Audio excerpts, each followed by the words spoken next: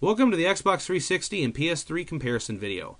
Just a quick note, this video is not going to proclaim one side better than the other. It's simply just going to look at the facts from each system and help you decide which one you might want to purchase.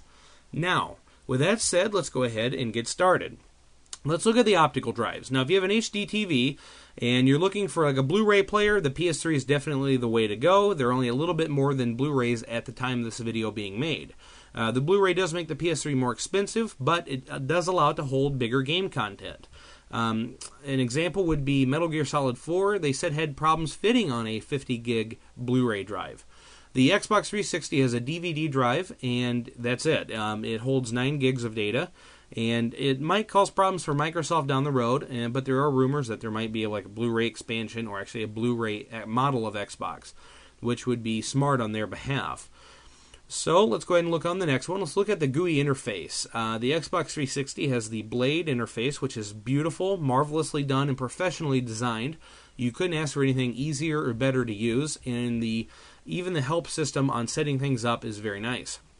The PlayStation 3 has the cross media bar, and that can be a bit confusing. They throw a lot of options at you, and it's just a tremendous amount of stuff, but for a techie person, they might find it better to go with. It certainly does have its merits. If you're used to using like a PS3, then it is pretty cool. It's pretty close to it as well. Okay, let's go ahead and go on to the next part. Let's look at wireless controllers. The 360's wireless controller runs on 2 AA batteries. Now, this is a good thing and a bad thing. Bad thing, you always got to buy batteries unless you get the recharge kit, and then you can, or buy rechargeable batteries. The gameplay on it's really good. The controller feels good. It's got a good weight to it, and the buttons are nice and easy to get to. The PS3 controller, the rechargeability in that is pretty neat, but it uses some kind of a little battery in it. You have to unscrew the bottom and go to replace it, and that could potentially be costly when added up to just buying AA's or rechargeable AA's, which aren't that expensive anymore. It also, the first generation did not feature Rumble. They're just now adding that in to all the new ones, but as of writing this, you can still buy PS3s without the Rumble controller. Now, the nice thing about this, it is light. It's got lithium ion, which lasts forever. It does take a bit longer to charge, but it's pretty neat. You know, it's not too heavy at all. Let's go ahead and look at the next thing. Let's look at hard drives.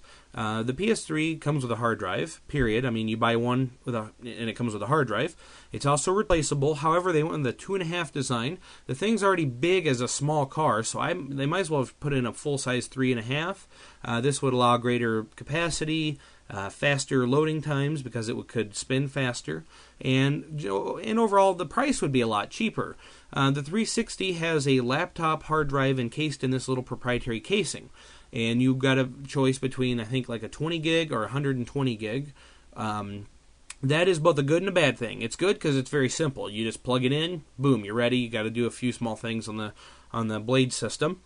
However, it's bad because you can't really replace it that good. It's proprietary. With the PS3, you can replace the hard drive, and it doesn't void the warranty. It's just really simple to do.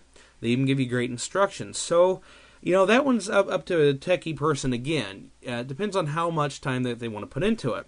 Now, on the subject of hard drives, the games on the PS3, some of them actually take installation times. And Devil May Cry 4, some people have reported, is a whopping 20 minutes. And this is actually becoming quite popular on a lot of the games having to be installed on there. So that's kind of weird. I guess the 360 didn't have that problem that I've heard of. Of course, it does cache to the hard drive, but I'm talking about actually installing files like you were playing it on a computer. Let's look at the graphics here. The graphics, people say that the 360 looks better or the PS3 looks better. I can't tell if I'm playing something like Grand Theft Auto 4 and I'm driving equivalent of 120 miles an hour through Liberty City. Everything looks blurry anyways, and that's the way it's supposed to look. I've seen both these formats. Both look stellar, and they almost look identical to me. I'm not going to sit here and pick one apart for that. I'm not really going to get into the internal stuff because, frankly, it could be powered by Jello and nobody would really care. As long as it's able to load Madden or Grand Theft Auto or whatever you want it to, that's really the only thing they care about. Now, accessibility, the PS3 has an option to load it up from the PSP, which is really cool. You can do that from anywhere around the world and stream video, music, and actually if you pop like a PS1 game into it, you can play it on the PSP over the local area connection. And I haven't tried this ability online, but I should try that sometime. Now, let's look at the backwards compatibility. When the PS3s first came out, the backwards compatibility was kind of bad on them because everything looked horrible. The games were just edgy and crappy looking. And that's when they actually had the processor in there, the emotion engine from the PS2. However, they've taken this out, and the higher-end ones use software emulation. Now, on the 40 gig, the cheaper model, it doesn't do emulation for the PS2 at all. You just simply can't do it. I don't know if they're going to add this on as a software download in the future. I would, because heck, that's a big money maker right there. Who wouldn't pay $20 to have a PS2 technically on your PS3? PS1 games do work, however. Now the 360, they've done a phenomenal job. Not only that, but they also make the games look better. People have reported that Halo 2 running on a 360 looks better than Halo 2 running on an Xbox original. And that is pretty good. They've got over 400 some games to date that work. They were going to announce that they had a lot of games backported to it, but I guess that's slowing down now. And they also released Xbox Originals on the Xbox Marketplace. Let's look at online playability, speaking of Marketplace. With the PS3, you have finally, the PlayStation Network, a unified account. And then if you want to buy things, they have the PlayStation Store, which is nice looking, and it's very functional and very fluid. The Game Buddy system's pretty good. You can see other people online. You can chat with them, join their games, vice versa. But Xbox Live is where it's at. Microsoft has developed this thing, and they've developed it very well. They got the Marketplace. They got things that just draw gamers in. The type of people that are going to be using this machine are drawn to the whole community factor, and that's where it's at right now. Everything has to be multiplayer nowadays, and that's because it's more fun to play against people, even if they are across the world. It's just a real person that thinks. A computer can't think, but a real person can. Now, the Xbox Live Marketplace, of course, is very cool. It's got a great little window interface to it. It's got a good selection of games, titles, downloadability, some really good stuff. The PS3, not as much. However, home, if that ever does come out by the time the console's still running, that's supposed to be incredible too. It's just like a big online virtual world, and it's going to have virtual apartments and games you can go play and stuff like that. The game downloads, I would have to say the 360 has that better handled. I mean, hands down.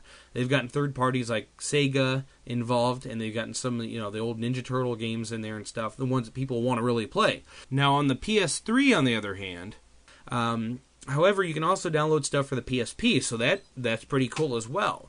So when it really comes down to it, you have to ask yourself, what am I wanting to do with the machine?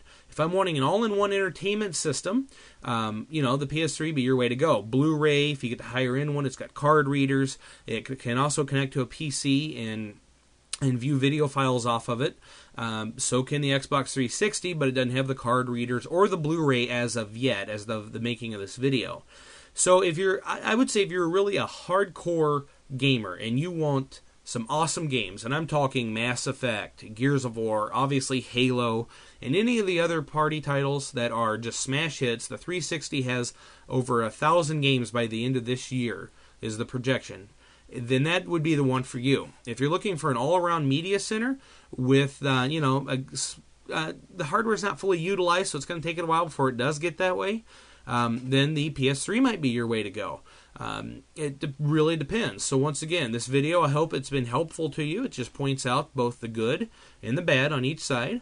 I try to be fair. Of course, the Xbox 360 does have Red Ring of Death, and I don't feel I have to bring that up because everybody knows about that. But the PS3 is not immune to failure either. These are complex machines, and it's just going to take some time before we get them up to par. Not everything is going to be perfect right out of the box. Good gaming, everybody.